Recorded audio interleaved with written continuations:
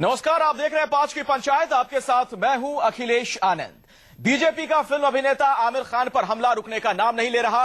BJP के दो बड़े नेताओं ने फिर से आमिर खान पर हमला किया है। बीजेपी के राष्ट्रीय महासचिव राम माधव ने दिल्ली में एक कॉलेज में कहा कि आमिर खान को ऑटो वालों को समझाने की बजाय अपनी पत्नी को समझाना चाहिए। आमिर अतुल्य भारत कैंपेन में एक ऑटो वाले को भारत के गौरव के बारे में बताते हुए नजर आते थे। वहीं बीजेपी के एक और महासचिव कैलाश विजयवर्गीय ने इशारों में आमिर पर वार किया। उन्होंने ये कहा कि एक को सबक सिखा दिया, अब दूसरे के दंगल में मंगल करना है। तो 5 की पंचायत में हम बात करेंगे कि बीजेपी बार बार आमिर को निशाने पर क्यों ले रही है और क्या बीजेपी का काम अब फिल्मों को फ्लॉप कराना रह गया है। इन दोनों सवालों पर हम चर्चा करेंगे खास मेहमानों के साथ, लेकिन एक रिपोर्ट देखिए पहले। बीजेपी के निशाने पर एक बार फिर से आमिर खान है। असहिष्णुता पर दिए गए बयान पर आमिर का विरोध अभी कम नहीं हुआ है। पार्टी के दो बड़े महासचिव राम माधव और कैलाश विजयवर्गीय ने आमिर को फिर से आड़े हाथों लिया है। दिल्ली के खालसा कॉलेज में एक स्पीच के दौरान राम माधव ने आमिर को नसीहत दी कि देश के गौरव के बारे में एक ऑटो वाले को समझाने के बजाय आमिर को अपनी पत्नी को समझाना चाहिए। आमिर ने अतुल्य भारत के एक विज्ञापन में ऑटो वाले को भारत के गौरवशाली इतिहास के बारे में बताया था। आप व्यापक देश के सम्मान की भी चिंता करो, एक तरफ ऑटो वाले को समझाओ देश को कैसे सम्मान बचाना है, बीवी को मत समझाओ, ऐसा नहीं चलेगा। ये फिल्म अभिनेता आमिर पर पहला हमला था। बॉलीवुड स्टार पर दूसरा हमला बीजेपी के दूसरे महासचिव कैलाश विजयवर्गीय ने किया। मकर संक्रांति के मौके पर पतंग उड़ाने पहुंचे कैलाश आमिर की दंगल पर पेच लाते दिखे। विजयवर्गीय ने शाहरुख और आमिर पर निशाना साधते हुए कहा कि अभी एक का इलाज हुआ है, दूसरे का अभी बाकी है। आप लोगों को दंगल में मंगल करना है, ध्यान रखना। जब कोई इस समाज को कहता है कि असहिष्णुता बढ़ रही है तो जरा गुस्सा आ जाता है थोड़ा सा, फिर उसको उसका इलाज करना पड़ता है कि अब तेरा इलाज की जरूरी है। एक इलाज हुआ, दूसरा इलाज अभी बाकी है। दंगल में मंगल करना है, ध्यान रखना सब लोग जरा। बीजेपी महासचिव ने इशारों में ही सही शाहरुख और आमिर दोनों को लपेट लिया। आपको बता दें कि आमिर की मूवी दंगल इसी साल दिसंबर में रिलीज होनी है। दंगल में आमिर हरियाणा के पहलवान महावीर फोगाट के रोल में है। वहीं एक को सबक सिखाने का इशारा शाहरुख की दिलवाले फिल्म थी, जो बॉक्स ऑफिस पर उम्मीदों के मुताबिक कमाई नहीं कर पाई। Bureau report, news 24। और जो सवाल खड़े हो रहे हैं उस पर बातचीत करने के लिए हमारे साथ कई मेहमान मौजूद हैं। भारतीय जनता पार्टी से हमारे साथ राष्ट्रीय प्रवक्ता गोपाल कृष्ण अग्रवाल जी यहां पर जुड़ चुके हैं। आलोक शर्मा कांग्रेस के नेता भी हमारे साथ जुड़ चुके हैं। बीएल तिवारी विश्व हिंदू परिषद से हमारे साथ मौजूद हैं और मौलाना सूफियान निजामी स्पोक्स पर्सन है दारुल उलूम फिरंगी महली, उनसे हम बातचीत करेंगे। लेकिन पहला सवाल आज का हमारा क्या है इस कार्यक्रम में, जरा उस पर नजर डालिए। बीजेपी बार बार आमिर खान को निशाना क्यों बना रही है? शुरुआत गोपाल कृष्ण अग्रवाल जी आपसे ही करना चाहूंगा। क्या वजह है, आमिर खान से इतने क्यों परेशान हैं आप लोग या त्रस्त हो गए हैं कि बार बार उन पर निशाना साध रहे हैं? देखिए, आमिर खान से कोई त्रस्त की बात नहीं है, वो इंडिविजुअल है। लेकिन जो बेसिक इसमें प्रश्न है वो यह है कि यह जो 2-3 लोगों ने कहा है कि भारत में असहिष्णुता है, एक कैंपेन के रूप से जो चली थी, जो बिहार इलेक्शन के खत्म होने पहले शुरू हुई और बिहार इलेक्शन के खत्म होने के बाद अब खत्म हो गई। तो यह एक कैंपेन के थ्रू इन्होंने एक एजेंडा के थ्रू जो किया, तो उस बेसिक जो बात है उस पे हमारा डिफरेंस है। हम मानते हैं कि भारत सहिष्णु देश है, यहाँ सामाजिक समरसता के साथ चलते हैं, यहाँ पे इनटॉलरेंस का कोई किसी तरह से कोई स्थान नहीं है। तो यह जो बेसिक ये बार बार उठाते हैं, उस प्रश्न पे हमारा सवाल है कि यह जो विचार है यह गलत है, यह एक कैंपेन के थ्रू है, यह हिडन एजेंडा के थ्रू करते हैं। ये इस बात से डिफरेंस है। अगर ये करेंगे तो इसलिए हमारा काउंटर होता है। तो आलोक शर्मा जी, क्या ये इनटॉलरेंस नहीं है कि आमिर खान पर अब तक निशाना साधा जा रहा है और अब तो यहां तक कहा जा रहा है कि आप ऑटो वालों को समझा रहे हैं तो पत्नी को क्यों नहीं समझा पाए? ये इंटॉलरेंस कहां, ये तो कह रहे हैं अखिलेश जी, इंटॉलरेंस तो ये जो अभी प्रवक्ता महोदय, अब देखिए इंटॉलरेंस तो कहीं ना कहीं ये भी नजर आ रहा है कि बीजेपी के अपने आप के राष्ट्रीय प्रवक्ता कहने वाले लोग आज आकर कैलाश विजयवर्गीय जैसे लोगों को डिफेंड कर रहे हैं, राम माधव जी जैसे लोगों को डिफेंड कर रहे हैं। ये वही लोग हैं जिन्होंने पिछले दिनों में किस तरह से ना कोई डिफेंड नहीं कर रहे, हम अपनी बात कह रहे हैं। राष्ट्रपति महोदय पर भी जिस तरह वक्तव्य दिया। नहीं, आप कह रहे हैं कि हमने तो रिएक्ट किया है, आप रिएक्शन को अपने को कहीं ना कहीं जस्टिफाई नहीं, रिएक्शन नहीं आलोक जी, हमारा स्टेटमेंट है अयोध्या का जो कि हम देश को इंटॉलरेंट नहीं मानते। आप बीच में मत बोलिए अगर फिर मैं आलोक जी एक प्रश्न है, इनको थोड़ा शांत कीजिए। नहीं आलोक जी एक ही प्रश्न और है, अगर इनको बोलना है तो मैं उठ जाता हूँ अखिलेश जी। नहीं आलोक बैठे रहिए, आप बैठिए। आलोक जी एक प्रश्न है, आप पूरा बोलिएगा। आप ये बताइए हमारा भारत को इंटॉलरेंट मानते हैं या टॉलरेंट? मैं लूंगा, मैं उस सवाल का जवाब लूंगा, लेकिन आलोक शर्मा को अपनी बात खत्म करने दीजिए। फिर आलोक जी बोलिए। देखिए, अयोध्या का जो कार्ड है इनका वो क्लिक नहीं कर रहा है। जैसे जैसे चुनाव आता है इनको गोमांस याद आने लगता है। आज मध्य प्रदेश में हरदा में जो घटना घटी है, क्या वो इंटॉलरेंस नहीं है? और किसी को क्या हिंदुस्तान में लोकतांत्रिक देश में रहते हुए अपने विचार रखने का कोई अधिकार नहीं है क्या? लेकिन क्या भारतीय जनता पार्टी के जो महासचिव स्तर के लोग हैं वो कह रहे हैं कि दाल पर डिबेट मत कीजिए, आप आमिर खान पर डिबेट कीजिए। आप ये मत देखिए कि क्या करना है देश को, कैसे विकास तो के उनका रास्ते पर अधिकार ले जाना कैसे है। आप हटा सकते हो? कैलाश विजयवर्गीय नहीं अपने विचार रख सकते? कैसे फिल्म नहीं, क्या कैलाश विजयवर्गीय का राजनीतिक महासचिव का ये काम है क्या? किस फिल्म को फ्लॉप करना है और किस फिल्म को सफल बनाना है? क्या भारतीय जनता पार्टी का यही काम रह गया है? क्या बीजेपी का ये काम रह गया है कि फिल्मों को फ्लॉप करवाएं, हिट करवाएं? ये एक सवाल है, इस पर हम आगे आएंगे। लेकिन एक मिनट, बीएल तिवारी जी, नहीं एक मिनट, कैलाश विजयवर्गीय अपने विचार नहीं रख सकते क्या? बीएल तिवारी जी, दूसरी बीएल तिवारी जी कि किसी की फिल्मों को फ्लॉप करवाइए। ठीक है, बीएल तिवारी जी, आपसे मेरा सवाल है, आमिर खान को बार बार निशाने पर लेने का क्या मतलब है? ऐसा क्या बड़ा गुनाह कर दिया आमिर खान ने अगर उन्होंने ये बात कह दी थी? किसी भी व्यक्ति विशेष को कोई पार्टी का निशाना लेना या ना लेना ये कोई प्रश्न नहीं है। सवाल नियति का है और उनके व्यवहार का है। उनका व्यवहार अगर देश के साथ, समाज के साथ है तो कोई व्यक्ति विशेष का कोई मीनिंग नहीं रखता है किसी आमिर खान का या शाहरुख खान का या किसी और खान का नाम लेने की आवश्यकता है। वास्तविकता यह है कि देश के साथ आदमी के, नागरिक का व्यवहार क्या है, उस आचरण की बात करिए। अगर उनका व्यवहार देश के अनुकूल है तो कोई कारण नहीं बनता है कि उनको किसी प्रकार की बात चर्चा की जाए। अगर उनका आचरण देश के खिलाफ या देश के विरुद्ध जाता है तो नेचुरली हर आदमी को, तो देश हर नागरिक को निशाने पर लेने की या उनकी चर्चा करने की आवश्यकता समर्थन पड़ेगी। में और विरुद्ध में क्या है ये कौन तय करेगा? सवाल तो यही है ना बीएल तिवारी जी, ये आप लोग कैसे तय कर देंगे कि देश के हक में क्या है और विरुद्ध में क्या है? आपका आचरण और आपका व्यवहार तय करेगा।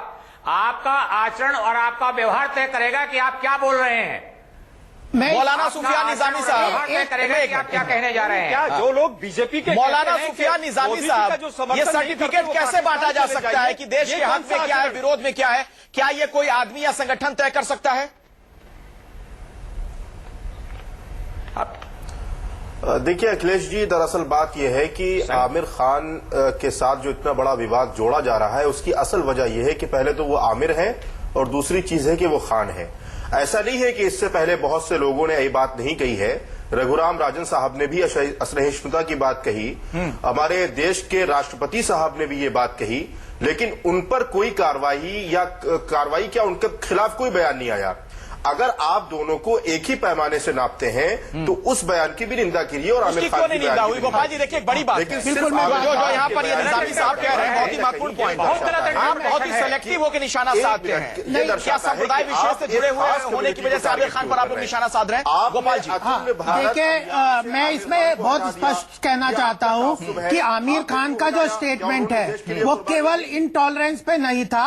अगर वो कहते कि मुझे इंटॉलरेंस लग रहा है, मैं उसको फाइट आउट उन्होंने क्या कहा था? उन्होंने क्या कहा? पत्नी को ऐसा मेरी पत्नी कहते, इससे वो तो इत्तेफाक नहीं रख रहे थे। नहीं, वो कहते हैं कि मैं देश छोड़ के चला जाना चाहता हूँ। नहीं, तो ये उन्होंने पत्नी के संदर्भ में बात कही थी। हाँ, तो पत्नी को एक वक्त ऐसा लगा, ये बात उन्होंने कही थी। अगर देश, और बाद में उन्होंने कहा कि मैं भी, क्या इस देश को अपना देश नहीं मानते, इसमें कोई कमी है तो आप क्या छोड़ के चले जाएंगे? अगर आप इतना कम बॉन्ड इस देश के साथ समझते हैं और कि हम अगर यहाँ पे कुछ कमी है तो हम छोड़ के बाहर चले जाएंगे। आपको ये कहना चाहिए, पत्नी को समझाना चाहिए कि अगर आपको कुछ कमी लग रही है, बेसिकली आइडियोलॉजिकल सोच की बात है, तो आप उसको समझाइए। खान साहब ने हाँ, तो वो यही तो कह रहे हैं कि राम माधव जी ने क्या कहा है, आप कहेंगे सबक सिखाएंगे, इसमें क्या गलत है? सबक सिखाने का काम भारतीय जनता पार्टी कैलाश वर्गीय का जो बयान है उस पर मैं बाद में आता हूं, वो हमारा अगला सवाल है। लेकिन आलोक शर्मा जी, एक मिनट, अगर राम माधव ये कह रहे हैं कि एक मिनट, अतुल्य भारत का जो विज्ञापन करते थे आमिर खान, उसमें एक ऑटो वाले को समझाते आ रहे हैं, समझाते हुए दिख रहे हैं, नजर आ रहे हैं, तो अपनी पत्नी को क्यों नहीं समझा रहे? तो उसमें गलत क्या अगर वो कह रहे हैं तो? इसमें क्या प्रॉब्लम है? समझता हूं कि समझाना नहीं समझाना उनका व्यक्तिगत विषय। अतुल्य भारत में उनको एक स्क्रिप्ट दी गई कि किस तरह से देश के बारे में मैसेज देना है।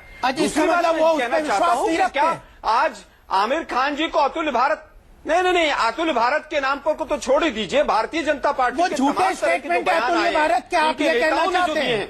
आलोक जी, आप ये बताइए, आलोक जी, शाहरुख खान का मन पाकिस्तान में ज्यादा लगता है। अरे भाई, बहुत से लोगों का मन पाकिस्तान में लगता होगा, लेकिन आप आलोक जी, आप अतुल्य भारत के एडवर्टाइजमेंट को झूठा मानते हैं। आमिर खान केवल बहाना है, कहीं और निशाना है। इनका पूरी तरह से चुनाव का जो उत्तर प्रदेश का एजेंडा है वो शुरू हो गया है। आमिर खान को केवल एक बहाना बनाया गया है।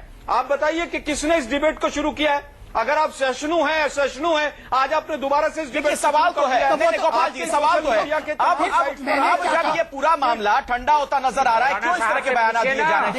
250 करोड़ आप लोग ये बयान दे रहे हैं, जानबूझकर कर रहे हैं? नहीं, ये बिहार के इलेक्शन को ध्यान में रख के कम्युनलाइज किया गया पूरा बिहार का इलेक्शन। अब कौन सा इलेक्शन है? अब तो यूपी का इलेक्शन आने वाला है, तो इसलिए क्या आप लोग बयान दे रहे हैं? तो हम यही तो प्रश्न कर रहे हैं कि आपका कैंपेन जो बिहार के इलेक्शन को ध्यान में रख के कम्युनलाइज करने के लिए हम डेवलपमेंट के एजेंडा पे इलेक्शन तो मसला ठंडा हो गया ना, ठंडे बस्ते में डालिए। हम यही बता रहे हैं कि वो मामला ठंडा हो। नहीं, वो यही पर्पज था, उसका सारा कैंपेन का पर्पज ये था कि बिहार के इलेक्शन को कम्युनलाइज किया जाए। अब आपका क्या पर्पस है? अब आपका क्या पर्पस है? हम उस पर ये पूरा मामला ठंडा होता नजर आ रहा है, इस तरह के बयान क्यों दिए जा रहे हैं? उनके उस एजेंडा को एक्सपोज करना हमारा गया। अच्छा, इसलिए इस तरह के बयान दिए जा रहे हैं ना। अब ये कह रहे हैं, एक स्टेटमेंट है, आज आप कहते हो कि आमिर खान अपनी बात रख सकते हैं, तो क्या विजय वर्गीय और राम माधव जी? बीएल तिवारी कुछ कहना चाह रहे हैं। बीएल तिवारी जी बोलिए। कई और हीरो क्या इस देश में मुसलमान नहीं है? और राम माधव जी ये केवल आमिर के बारे में पैरोकारी क्यों कर रहे हैं?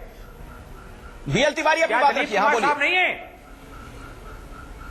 जी, क्या कह रहे हैं? दोबारा बोलिए सर। आपसे ये कहना चाहता हूं कि जो आमिर और खान की विवेचना कर रहे हैं, मीमांसा कर रहे हैं, क्या दिलीप कुमार साहब या कितने मुसलमान फिल्म इंडस्ट्री में हैं, उनके बारे में चर्चा की आवश्यकता तो नहीं है। ये केवल अपने लिए कॉमनलाइज करने के लिए, केवल मुसलमान की बात जोड़ करके देश को भ्रमित करने का काम। अगर हिंदू भी जवाब निजामी साहब देंगे। इस तरह का आरोप उन्होंने लगाया था। निजामी साहब जवाब दीजिए। क्या दिलीप कुमार और ये तो शुक्र मनाइए कि वजीर आजम साहब पाकिस्तान चले गए, वरना आज भी ये डिबेट होती कि किसी को पाकिस्तान भेज दिया जाए। नहीं, अगर वजीर हमें आजम एक के चीज कहना पाकिस्तान चाहता जाने हूं के बाद कम से कम ये डिबेट तो बंद हुई कि किसको पाकिस्तान भेजा जाए, किसको नहीं।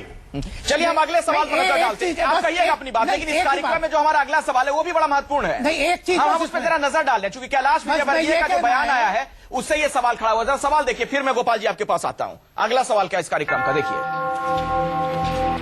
क्या बीजेपी का काम फिल्मों को फ्लॉप कराना रह गया है? गोपाल जी, ये बड़ा अद्भुत मामला है। जिस तरीके का कैलाश विजयवर्गीय का बयान आया कि शाहरुख खान की फिल्म की तरफ उन्होंने इशारा किया था कि उसको हमने फ्लॉप करवा दिया, अब आमिर खान की जो फिल्म आ रही है उसकी तरफ इशारा कर रहे हैं। क्या बीजेपी जो एक राष्ट्रीय पार्टी है जिसकी केंद्र में सरकार है, उसका यही अब काम रह गया है कि कौन सी फिल्म हिट कराएं, कौन सी फिल्म फ्लॉप कराएं? ना, ऐसी बात नहीं है। पहली बात मैं कह रहा हूं, अगर इनटॉलरेंस की बात अगर हिंदू कहेगा तो भी उसको हम अपोज करेंगे। हम इस नहीं, वो कह रहे हैं कि आपने महामहिम राष्ट्रपति के बयान पे क्या बोला? नहीं, महामहिम राष्ट्रपति की बात पे क्या, राष्ट्रपति की बात को स्वागत किया और उसको कहा कि अगर तो आप आमिर खान के बयान का भी स्वागत कीजिए। आमिर खान ने भारत के नागरिक है, इस नाते उन्हें अभिव्यक्ति की स्वतंत्रता है, उन्होंने ये बात कह दी। तो अभिव्यक्ति की स्वतंत्रता है, वो कहे तो हमें अपोज करने की। लेकिन फिल्म हिट और फ्लॉप क्यों कराने लगे आप लोग, ये तो बताइए। हिट और फ्लॉप करवाना विजयवर्गीय जी ने कहा है, उन्होंने ये कहा है अगर ये जो बात आमिर खान जी के बेसिक स्टेटमेंट गतिविधि को खिलाफ है, नहीं करेगा।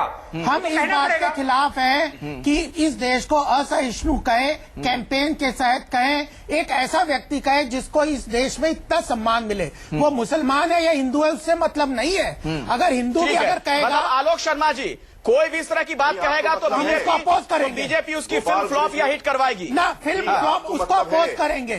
उसके माध्यम अलग अलग हो सकते हैं। कोई वो फिल्म एक्टर है तो फिल्म की कोई बात काम है। नहीं रह गया है। अगर वो पुस्तक लिखता है तो सुनिए पुस्तक की बात है। नॉन स्टॉप बोलते रहेंगे बोलिए। लोग। आलोक शर्मा जी। असहिष्णुता यहाँ पर स्टूडियो में भी नजर आ रही है।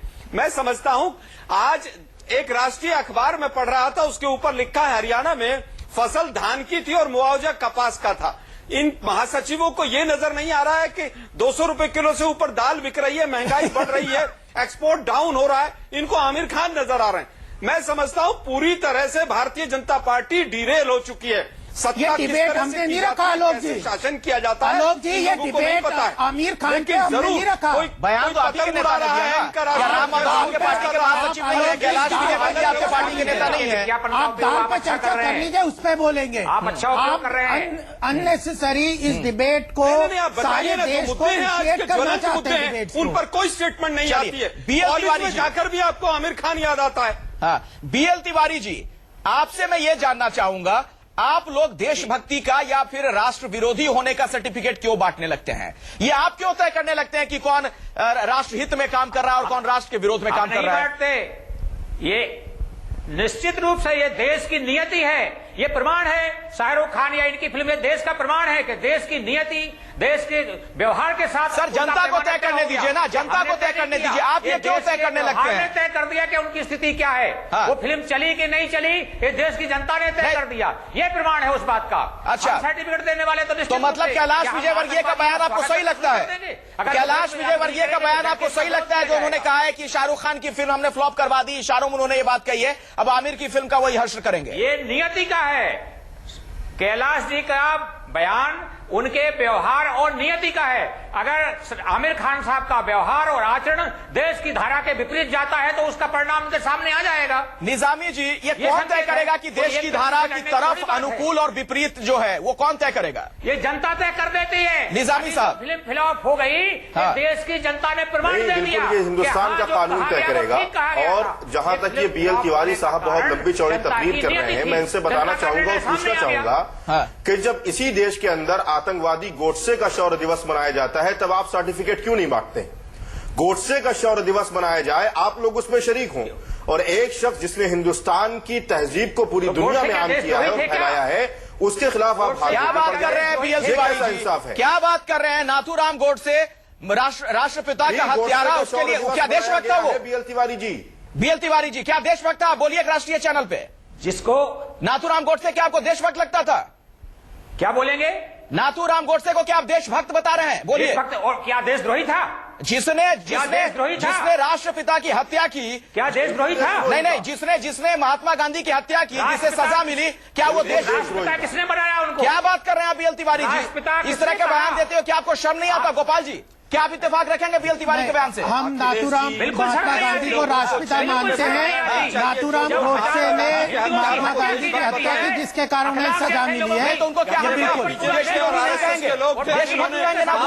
महात्मा गांधी को हम राष्ट्रपिता मानते हैं और नाथूराम गोडसे को उनकी हत्या की सजा मिली है, इसलिए वह उनका राष्ट्र विरोधी। चलिए, बीजेपी कम से कम ये बात कह तो रही। आलोक शर्मा जी, क्या इस तरह के बयानों की निंदा नहीं होनी चाहिए जो न्यूज 24 पर बयान दे रहे BL तिवारी जी? मैं समझता हूं केवल निंदा नहीं होनी चाहिए, BL तिवारी जैसे लोगों को दोबारा से चैनल पर बैठने का मौका भी नहीं मिलना चाहिए, जिनको ये नहीं पता है कि आप हिंदुत्व के नाम पर आज भी देश को बांटने पे लगे हुए हैं। आपको किसने हिंदुत्व का ठेकेदार बनाया है? आप किस तरह से आप कह सकते हैं कि हम राष्ट्रवाद के और हिंदुत्व के ठेकेदार हैं? आप किसी को सर्टिफिकेट मत बांटिए। कौन देशद्रोही है, कौन देशभक्त है, देश तय करेगा, जनता तय करेगी, हमारा संविधान तय करेगा। आपके राष्ट्रीय महासचिव महोदय जो लोग हैं वो 12 घंटे के अंदर माफी मांगने के ट्रैक पर आ जाते हैं। आप लोग राष्ट्रपति को नहीं छोड़ते हैं, उपराष्ट्रपति को नहीं छोड़ते हैं। आप लोगों का आज का एजेंडा केवल और केवल किस तरह से सांप्रदायिक भावना को बढ़ाया जाए उत्तर प्रदेश के चुनाव के लिए, वही एकमात्र ट्रैक है। एक बात जो बार बार आलोक जी कह रहे हैं, ठीक है BL तिवारी जी, अब अपना एजेंडा लागू मत कीजिए। एक मिनट BL तिवारी जी, एक मिनट।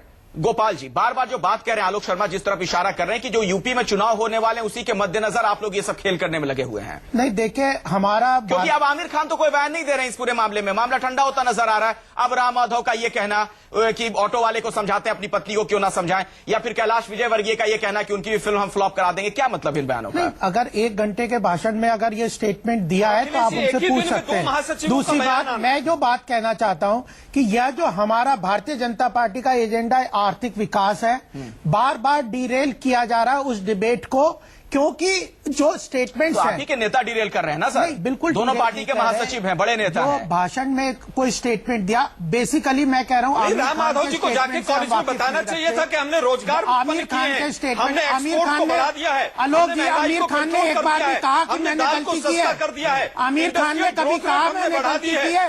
ये बात राम माधव जी को कॉलेज में जाकर बात करनी चाहिए। क्या आप ये नहीं कि आमिर खान जी और फलाने खान जी, आप लोगों का एजेंडा डिरेल हो गया है। कांग्रेस बता दे, आलोक जी बता दे, क्या इस देश को असहिष्णु मानते हैं? क्या अतुल्य भारत के जो एडवर्टाइजमेंट कैंपेन है उसको आप खराब मानते हैं, उसे गलत मानते हैं? चलिए, मेरे पास वक्त इतना ही है, चर्चा यही हम खत्म करेंगे। बहुत बहुत शुक्रिया आप तमाम मेहमानों का इस चर्चा में शिरकत करने के लिए। लेकिन आमिर खान ये स्पष्ट कर चुके हैं कि भारत अतुल्य रहेगा। इसके बाद अगर जानबूझकर फिर इस तरह के बयान दिए जाएंगे तो ये जाहिर तौर पर सवाल खड़ा होगा कि कहीं इसके पीछे कोई हिडन एजेंडा तो नहीं है। बहुत बहुत शुक्रिया आप तमाम मेहमानों का इस चर्चा में शिरकत करने के लिए।